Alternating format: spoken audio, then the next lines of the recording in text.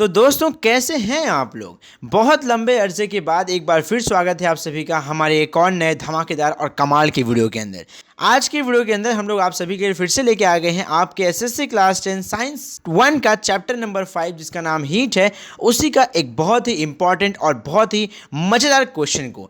ये क्वेश्चन हमसे ये कह रहा है कि आप हमें एक्सप्लेन करिए टेम्परेचर वर्सेस टाइम का ग्राफ। और ये ग्राफ, मेरी बात मानिए आप लोग, 10 में से 9 बार एग्जाम में पूछा जाता है। और इतना मैं गारंटी देता हूँ आपको कि बच्चे ना इसका आंसर हमेशा ही गलत बना के आते हैं। इसमें ग्राफ बनाने को बोलते हैं वो, और ग्राफ के बारे में कुछ 4-5 लाइन जो है वो एक्सप्लेन करना होता है। और जो बच्चे होते हैं हमारे भाई, वो उतना भी एक्सप्लेन नहीं कर पाते हैं, उनको उतना ही पहाड़ लगता है। लेकिन आप लोग, जो लोग हमारा ये वीडियो देख रहे हैं, उनको ये बिल्कुल भी पहाड़ नहीं लगेगा। उनके लिए ये चीज़ें एकदम चिंदी लगेंगी, एकदम आसान हो जाएंगी जब इसका आंसर एक्सप्लेन करेंगे हम। अब देखो यार, मैं इसका आंसर एक्सप्लेन करना स्टार्ट करूं before that I am very sorry guys for not uploading video from last 2 week, because यार हमारा एग्जाम आ गया था और उसी कारण बस हम वीडियो डाल नहीं पाए। लेकिन आप लोग को अब टेंशन लेने की कोई जरूरत है नहीं, अब आप लोग को कंसिस्टेंटली रोजाना बेसिस पे वीडियो देखने को मिलने वाले हैं। तो आइए देखते हैं यहाँ पे इसके सोल्यूशन में हम लोग क्या कुछ लिख सकते हैं। ये जो हमारा टेम्परेचर वर्सेज टाइम का ग्राफ है, इसके सोल्यूशन में अब क्योंकि आप लोग को इस क्वेश्चन के अंदर टेम्परेचर वर्सेस टाइम के ग्राफ को एक्सप्लेन करना है, अब यहाँ पे आप लोग ग्राफ को एक्सप्लेन करने जाएं उससे पहले आपको कम से कम ग्राफ ड्रॉ तो करना होगा ना। आप जब तक ड्रॉ ही नहीं करेंगे तो आप एक्सप्लेन किसको करेंगे। तो पहले यहाँ पे आप लोग अपनी कॉपी में इस ग्राफ को बैठ के ड्रॉ करिए। इस ग्राफ में जो हमारा एक्स एक्सिस होगा उसके ऊपर हम टाइम को लिखेंगे, जैसे 2-2 के गैप से, जैसे 2, 4, 6, 8, 10, 15, 16, 32, ऐसे हम लोग टाइम के गैप को लिखेंगे। और जो हमारा टाइम होगा वो मिनट्स में काउंट होगा। उसके बाद ये जो हमारा वाई एक्सिस होगा, हमारे वाई एक्सिस पे टेम्परेचर हम लिखेंगे जो कि डिग्री सेल्सियस में होगा। और टेम्परेचर यहाँ पे हम लिखेंगे 10, 20, 30, 40, लास्ट टू लास्ट 100 तक लिखेंगे यहाँ पे। उसके बाद आप देख सकते हैं हमारे ग्राफ में बेसिकली टोटल 4 पॉइंट हैं, ए, बी, सी और डी। और अगर ए से आप नीचे ऑब्जर्व करेंगे तो आप यहाँ पाएंगे कि यहाँ पे आइस और वाटर पड़ा हुआ है।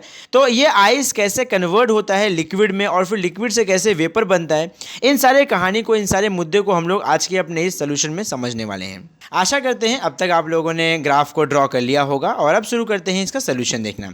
तो अब यहाँ पे आप लोगों को हम ये बता देना चाहते हैं कि टेम्परेचर और टाइम के वजह से बर्फ से कैसे पानी बनता है और पानी से कैसे स्टीम यानी कि भाप बनता है, इसी के पूरे ट्रांसफॉर्मेशन, इसी के पूरे कन्वर्जन के बारे में जानने वाले हैं और समझने वाले हैं। यहाँ पे ग्राफ के अंदर अगर हम ए बी को ध्यान से देखें तो हम यहाँ पे ये पाएंगे कि भाई जो टेम्परेचर है वो 0 डिग्री सेल्सियस पे ए से लेके बी तक गया है। मतलब ए से बी के बीच में टेम्परेचर 0 से ऊपर बढ़ा ही नहीं है, मतलब टेम्परेचर सिर्फ 0 पे ही रहा है पूरे ए से लेके बी के दरमियान। तो गाइस, आप लोग को आइस के मेल्टिंग पॉइंट के बारे में मालूम ही होगा कि जो हमारा आइस होता है ये 0 डिग्री सेल्सियस से जैसे जैसे इसका टेम्परेचर हम इंक्रीज़ करते हैं, यानी कि 0 से 1, 1 से 2, 2 से 3, जैसे जैसे हम आइस का टेम्परेचर 0 से इंक्रीज़ करेंगे वैसे वैसे आइस क्या करेगा, आइस अपने अंदर की जो गर्मी है, अपने अंदर की जो हीट एनर्जी है, उसे सराउंडिंग में एक्सप्रेस करेगा, सराउंडिंग में फैलाएगा।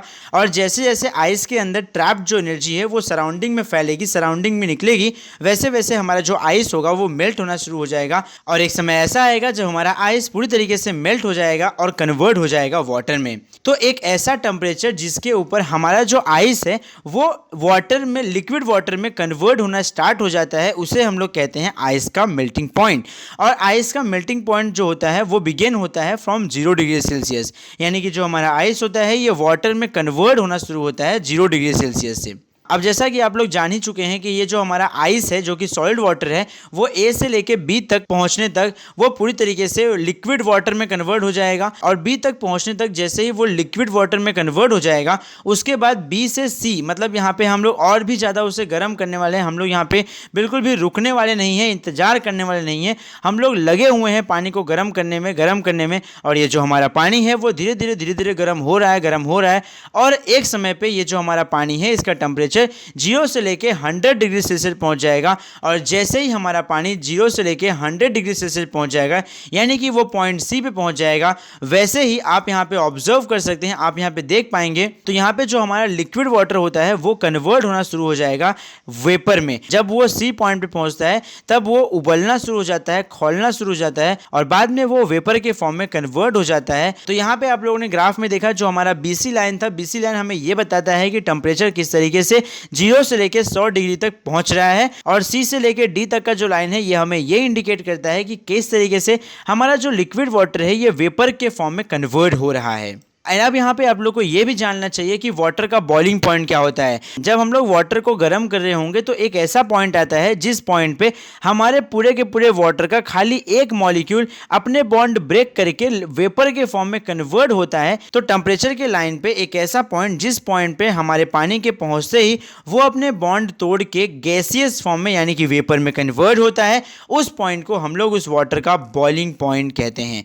और मोस्टली ये वाटर का जो बॉइलिंग पॉइंट होता है ये 100 डिग्री सेल्सियस पे ही होता है। तो बस यार इस क्वेश्चन में हमें यही बताना था कि ये जो हमारा टेम्परेचर होता है, ये जो हमारा टाइम होता है, ये टेम्परेचर और टाइम का यूज़ करके किस तरीके से हम लोग ग्राफ को डिज़ाइन कर सकते हैं। तो बस यार जब ये क्वेश्चन आपको आपके एग्जाम में देखने को मिलेगा तो फटाफट से इन 4-5 चीज़ों को रिवाइज करिए। और इन 4-5 चीज़ों को रिवाइज करने के बाद आप लोग इतने कैपेबल हो जाएंगे, इतने सक्षम हो जाएंगे कि आप लोग सारे के सारे क्वेश्चन के आंसर खुद ब खुद लिख सकते हैं। तो बस यार अब इस क्वेश्चन के इतना ही। अब हम मिलते हैं आपसे अगले वीडियो में कुछ और नए इंटरेस्टिंग और मजेदार टॉपिक के साथ में। एंड गाइस एक बार फिर से मैं आप सभी को बता देना चाहता हूं कि आज से हमारे ये वीडियो कंटिन्यूअस आपको देखने मिलेंगे। सो आप लोग लगे रहिए अपने पढ़ाई को मजबूत करने में और ध्यान दीजिए लेक्चर्स में क्या क्या बताया जा रहा है। और यहाँ पे वीडियो में जो भी बातें हमने बताई है आप लोग सिंपली इन सभी बातों को अपनी कॉपी और कलम को उठाइए और उसमें नोट कर लीजिए, अदरवाइज चीजें आपके लिए बहुत ज्यादा मुश्किल और बहुत ज्यादा डिफिकल्ट हो जाने वाली हैं। एंड टेंशन की कोई बात नहीं यार, आप सभी के कमेंट हमने पढ़ रखे हैं और आप सभी को जो जो कंटेंट चाहिए सारे कंटेंट हम शीघ्र अतिशीघ्र डिलीवर करने की कोशिश करेंगे। एंड इसी के साथ हमें दीजिए इजाजत। एंड अगर आप लोग को हमारी वीडियो में बताई गई बातों से कुछ वैल्यू सीखने मिली है तो फटाफट चैनल को सब्सक्राइब करिए और हमारे टेलीग्राम चैनल को जरूर से ज्वाइन करिए, क्योंकि वहां पे आप लोग को ऐसे बहुत सारे छोटे मोटे क्वेश्चंस के आंसर के नोट्स देखने को मिल सकते हैं। And as usual thank you for watching. जय हिंद।